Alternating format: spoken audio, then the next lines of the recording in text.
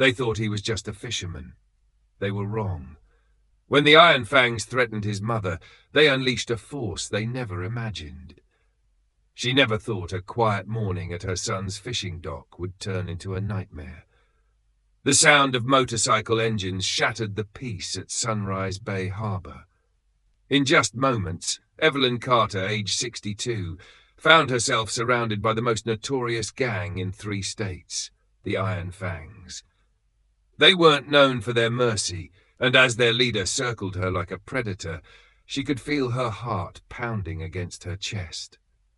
But what these dangerous men didn't know, what nobody in town knew, was that her quiet, unassuming son was about to teach them a brutal lesson. They thought Noah Carter was just another small-town fisherman. They saw his weathered hands, his patient smile, his humble demeanor.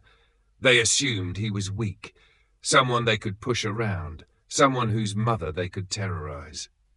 They were about to learn how wrong they were. In the next few moments, the Iron Fangs would discover they hadn't just picked on any fisherman's mother. They had threatened the family of a retired Marine Recon operative. And some mistakes you only make once. The morning mist clung to the surface of the bay, where the gentle lapping of waves against the wooden docks created a symphony of serenity. Evelyn stood at the edge of her son's weathered fishing pier, her breath visible in the crisp morning air. She moved with the confidence of someone who had spent decades near the water, helping her family run their charter fishing business. She had just adjusted the ropes on one of the boats, her fingers deft and steady despite the chill.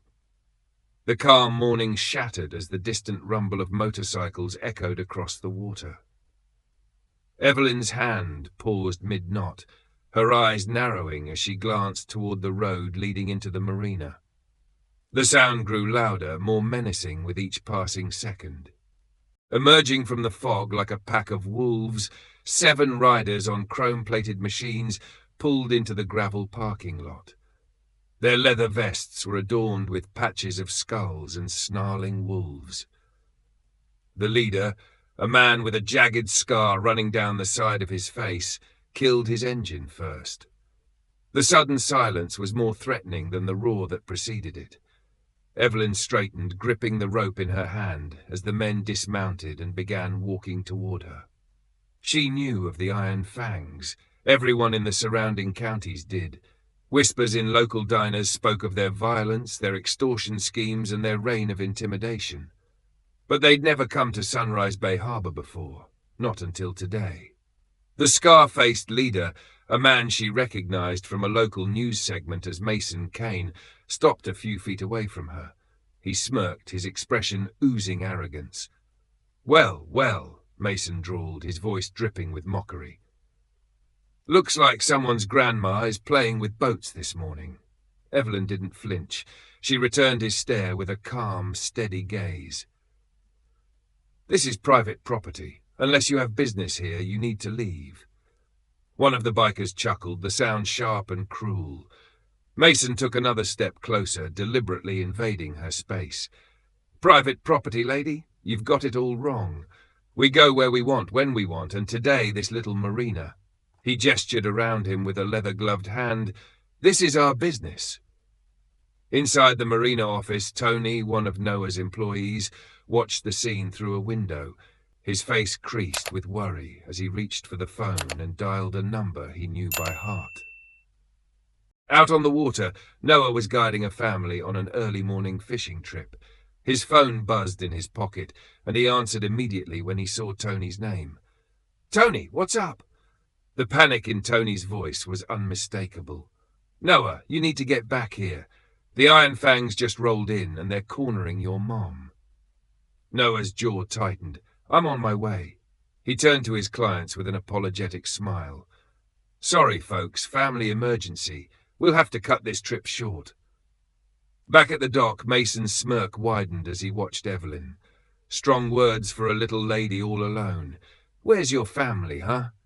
Your son out pretending to be a fisherman while you handle the real work." Evelyn's grip on the rope tightened, her knuckles white. "Leave now.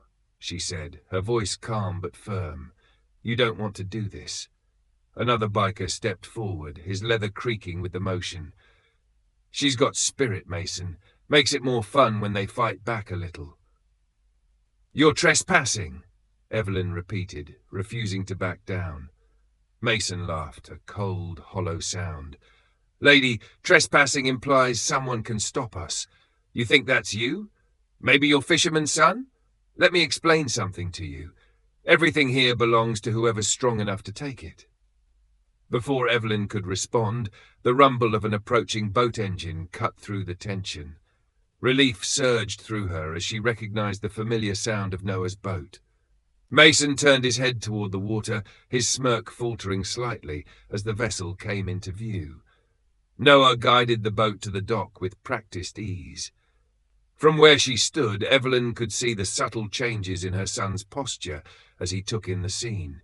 His movements were calm and deliberate, but his eyes were scanning, analyzing every detail with the precision of a man who had spent years in high-stakes situations. Mason sneered as Noah stepped onto the dock, his boots landing heavily on the wooden planks. "Ah, there he is, the fisherman. You going to show us how to tie some knots, sonny?" Noah met Mason's sneer with a calm, measured stare. "Something like that," he said evenly, his voice steady as the bay waters behind him. Mason took a step closer, arrogance radiating off him like heat from asphalt. "You got a lot of nerve showing up here like you're some kind of hero." Noah didn't flinch. "You've got a lot of nerve thinking you can come to my dock and threaten my mother." The bikers laughed, but it was forced, nervous energy rippling through the group. Mason's smirk twisted into something more dangerous. "Big talk for a guy with no backup." "You sure about that?" Noah asked, tilting his head. There was a subtle shift in the atmosphere, like a predator sensing a trap too late. Evelyn stood resolute beside her son, a quiet beacon of defiance, while the steady lapping of water against the dock underscored the tension. Tank, the hulking enforcer, cracked his knuckles and stepped forward. "I'll break this guy in half, boss." Mason grinned. "Be my guest." Tank swung a massive fist at Noah's head, a wild, brute force blow meant to end things fast. But Noah wasn't there when it landed. He moved with precision, sidestepping and catching Tank's arm.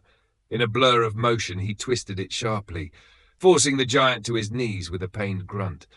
Noah leaned in close, his voice low and cold. "You should have stayed home." With a final shove, Tank collapsed onto the dock, groaning in defeat.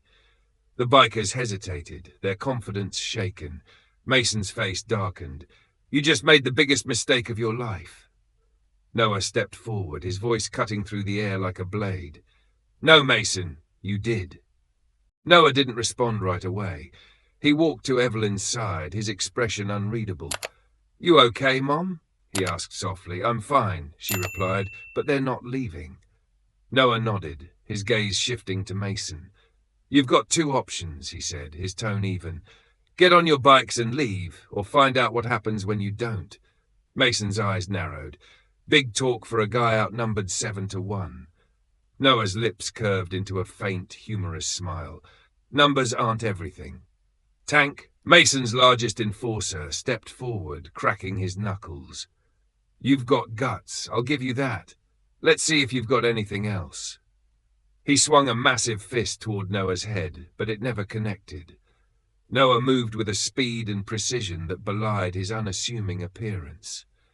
He sidestepped the blow, catching Tank's arm and twisting it behind him in one fluid motion. With a sharp shove, he sent the giant stumbling forward, crashing into a stack of crates. The other bikers surged forward, but Noah was already moving. Years of training kicked in as he dispatched each attacker with brutal efficiency, a punch here, a calculated sweep there. In less than a minute, 5 of the 7 bikers were either on the ground or backing away, nursing bruises and dislocated joints. Mason watched in stunned silence as his crew was dismantled. Finally, he reached for the heavy chain at his belt, swinging it in a wide arc. Noah caught the chain mid-swing, yanking it from Mason's grasp and stepping forward until they were face to face. "You've already lost," Noah said quietly. "Don't make it worse." Mason's bravado cracked, his eyes darting to the remains of his crew. One by one, the bikers began retreating, dragging their injured comrades toward their motorcycles. Mason hesitated for a moment longer before finally turning away, his face dark with humiliation. Evelyn watched them leave, her pulse finally beginning to slow. "Thank you," she said softly. Noah shook his head. "This isn't over. They'll be back, and next time they'll bring more." "What do we do?" Evelyn asked. Noah's gaze was steady. "We prepare." Over the next several days, word of the confrontation spread through Sunrise Bay. Neighbors, veterans, and even former adversaries began to rally around Noah and Evelyn. Calls were made, plans were drawn, and alliances were formed. When the Iron Fangs returned, this time with twice the numbers, they found themselves facing a united community, armed not just with weapons, but with resolve. What followed wasn't just a battle, but a lesson. The Iron Fangs' strength lay in fear and intimidation, but against a community standing together, their tactics crumbled. By the end of the day, the bikers were gone, their influence shattered. And in their place, something stronger took root, a sense of unity and resilience that would define Sunrise Bay for years to come.